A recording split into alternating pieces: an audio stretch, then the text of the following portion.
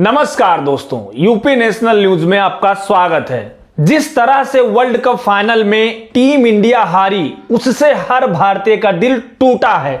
लेकिन कुछ ऐसा इस बीच हुआ है दोस्तों, जिसने हैरानी पैदा कर दी, क्योंकि इससे पहले भी टीम इंडिया वर्ल्ड कप हारी है। लेकिन ऐसा पहले कभी नहीं हुआ कि देश के प्रधानमंत्री के लिए पनौती नाम सोशल मीडिया में ट्रेंड हो रहा हो। एक दो नहीं, ऐसे हजारों पोस्ट आपको मिल जाएंगे जिसमें प्रधानमंत्री मोदी की भरसक आलोचना हो रही है। जिस तरह से कल टीम इंडिया बिल्कुल हार की कगार पर थी, हार रही थी, खिलाड़ी हताश हो चुके थे, लेकिन उसके बावजूद भी प्रधानमंत्री मोदी की स्टेडियम के अंदर यूं मुस्कुराती तस्वीरें, प्रधानमंत्री मोदी का ये मुस्कुराना लोगों को बहुत अखरा। इसके अलावा आज तक की एक क्लिप सोशल मीडिया पर वायरल हो रही है, जिसमें हार के बाद फैन से रिपोर्टर बात कर रहा है और उस रिपोर्टर से फैन कहने लगता है कि वो एमपी से आ रहा है वोट डाल के। उसे लग रहा था कि वो पनौती है, लेकिन अब देखा कि पीएम मोदी स्टेडियम में खुद मौजूद हैं और जैसे ही उस दर्शक ने यह बात बोली, आज तक ने आवाज नीचे कर दी उस दर्शक की। लेकिन वो क्लिप सोशल मीडिया में जबरदस्त तरीके से वायरल हुई।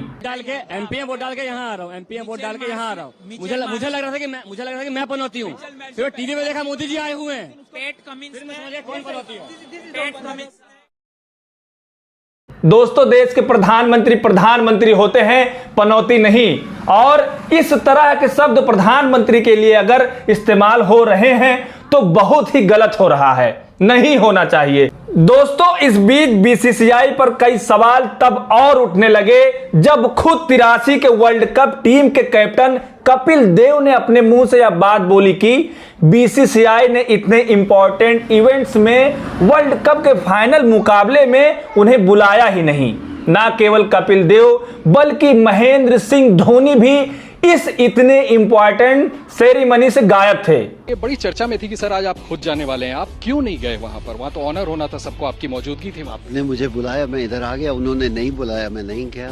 तो as simple as that. And मैं तो चाहता था कि मेरी पूरी 83 टीम को भी बुलाते तो और भी बेहतर होता, लेकिन इतना काम चल रहा है, इतने लोग हैं, इतनी रिस्पॉन्सिबिलिटी है, कभी कभी लोग भूल जाते हैं। तो उनके नहीं आने से आप सोचिए, वो दो कैप्टन जिन्होंने टीम को वर्ल्ड कप दिलाया, वो दोनों ही इस सेरेमनी में नहीं आए थे।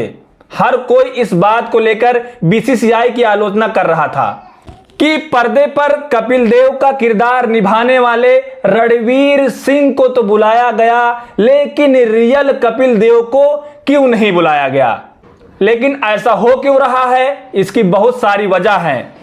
एक हार जब आप हारते हैं तो जाहिर तौर पर किसी ना किसी के सर पर ठीकरा फोड़ा ही जाता है। अब तक जो एक खास वर्ग का आईटी सेल है, बीजेपी का आईटी सेल है, उसने हमेशा दूसरे पक्ष के लोगों को, चाहे वो विपक्ष का कोई नेता हो या कोई ऐसा सेलिब्रिटी जो बीजेपी की विचारधारा के खिलाफ बोलता हो, उसे हमेशा ऐसे टारगेट किया है जैसे वो कोई देशद्रोही हो, राष्ट्रद्रोही हो या वो कोई पनौती हो। लेकिन एग्जैक्टली ऐसा ही दूसरे पक्ष के आईटीआई सेल ने किया। जब प्रधानमंत्री मोदी स्टेडियम में आए, प्रधानमंत्री मोदी की स्टेडियम की मुस्कुराती तस्वीरों को बार बार पोस्ट किया गया, ये दिखाते हुए कि एक तरफ हमारे खिलाड़ियों के आंसू निकल रहे थे हार से, और एक तरफ पीएम मोदी की चेहरे की मुस्कुराहट नहीं खत्म हो रही थी। दोस्तों, देश के प्रधानमंत्री अगर स्टेडियम आए होंगे, इसी उम्मीद से आए होंगे कि देश ट्रॉफी जीते, टीम इंडिया ट्रॉफी जीते और हर एक क्रिकेट प्रेमी को अच्छा लगे, उसका दिन बन जाए या खुशखबरी सुनकर। लेकिन ऐसा नहीं हुआ। टीम इंडिया हारी और पीएम का उसके बाद यूं मुस्कुराना लोगों को इसलिए भी अखरा कि जब प्रधानमंत्री खुद भी जान रहे थे कि वो सेकेंड हाफ में टीम इंडिया को ज्वाइन करने आए, टीम इंडिया को चेयर अप करने आए, वो देख रहे थे कि स्टेडियम बिल्कुल मायूस बैठा हुआ है, हर कोई शांत है, तो यहां पर मुस्कुराने की क्या जरूरत थी। अब हर कोई इस बात पर ठिकरा फोड़ रहा है। कल मैच में ये पहुंच जाएगा, पता नहीं कौन पनौती है देश के लिए, पता नहीं इंडिया मैच जीतेगी कि नहीं जीतेगी। तो इतने बड़ा स्टेडियम बना दिए, विश्व का सबसे बड़ा स्टेडियम। आप बताइए, इतने महान वो सरदार पटेल साहब, उनके नाम का स्टेडियम हटा के अपने नाम से इस नीच व्यक्ति ने किया है। कितना निर्लज प्रधानमंत्री इस देश को मिल चुका है, शर्म नहीं आती इसको।